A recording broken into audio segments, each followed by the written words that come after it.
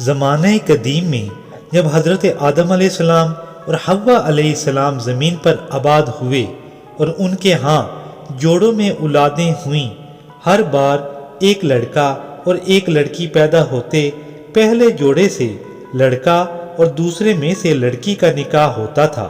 اس طرح دوسرے جوڑے کے لڑکے اور پہلے جوڑے کی لڑکی کا نکاح ہوتا تھا۔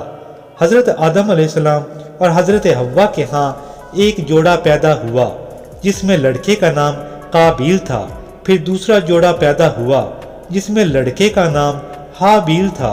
حابیل کے ساتھ جو لڑکی یعنی حابیل کی بہن پیدا ہوئی وہ شکل و صورت میں زیادہ خوبصورت نہ تھی، اور جو قابیل کے ساتھ یعنی قابیل کی بہن پیدا ہوئی وہ بہت خوبصورت تھی۔ حابیل سادہ دل، نیک طبیعت اور ایک چرواہا تھا اور پرہیزگار انسان تھا، جبکہ قابیل ایک کسان تھا جو کھیتی باڑی کرتا۔ وہ جلد باز، ضدی اور اپنی انا کا غلام تھا۔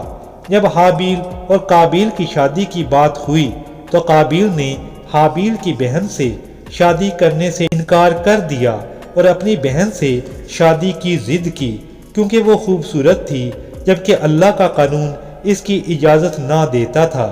اب دونوں سے کہا گیا کہ وہ اپنی قربانی اللہ کے ہاں پیش کریں، جس کی قربانی قبول ہو گئی وہ حق پر ہوگا۔ اس پر حابیل نے اپنی بکریوں سے بہترین بکری قربانی کے لیے پیش کر دی اور قابیل نے کچھ غلہ پیش کر دیا۔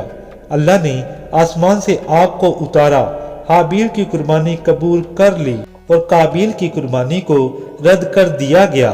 یہ دیکھ کر قابیل کے دل میں حسد اور غصے کی آگ بھڑک اٹھی اور وہ حابیل کو دھمکی دینے لگا کہ میں تجھے ضرور مار ڈالوں گا۔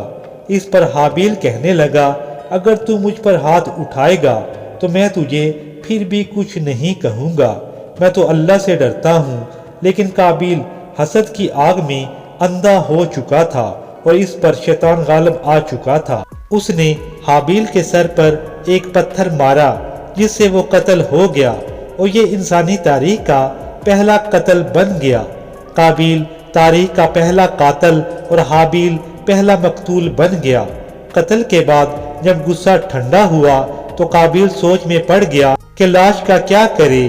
تب اللہ نے 2 کوے بھیجے جنہوں نے قابیل کے سامنے لڑائی کی، پھر ان میں سے ایک مر گیا تو دوسرے نے زمین کھود کر مرے ہوئے کوے کو اس میں دفن کر دیا۔ یہ منظر دیکھ کر قابیل کو اپنی حماقت کا احساس ہوا اور وہ پکار کر کہنے لگا کہ ہائے میری بدبختی کہ میں اس کوے جیسا بھی نہیں کہ اپنے بھائی کو دفن کر سکوں۔ پھر اس نے زمین کھود کر حابیل کو دفن کر دیا۔ پھر قابیل اپنی بہن کو لے کر وہاں سے چلا گیا اور الگ رہنے لگا اور اپنی بہن سے زنا کرتا اور اس سے اولاد کو پیدا کرتا رہا، جو بعد میں مشرک بنی اور نوح علیہ السلام کے دور میں ان پر پھر عذاب آیا۔ حضرت محمد صلی اللہ علیہ وسلم نے فرمایا کہ ہر ناحق قتل کا کچھ حصہ قابیل کے گناہوں میں بھی لکھا جاتا ہے، کیونکہ اس نے سب سے پہلے قتل کی راہ کھولی۔ آدم علیہ السلام سے پہلے اور بعد کے حالات و واقعات کی مکمل ویڈیوز کے لنک نیچے ڈسکرپشن میں موجود ہیں۔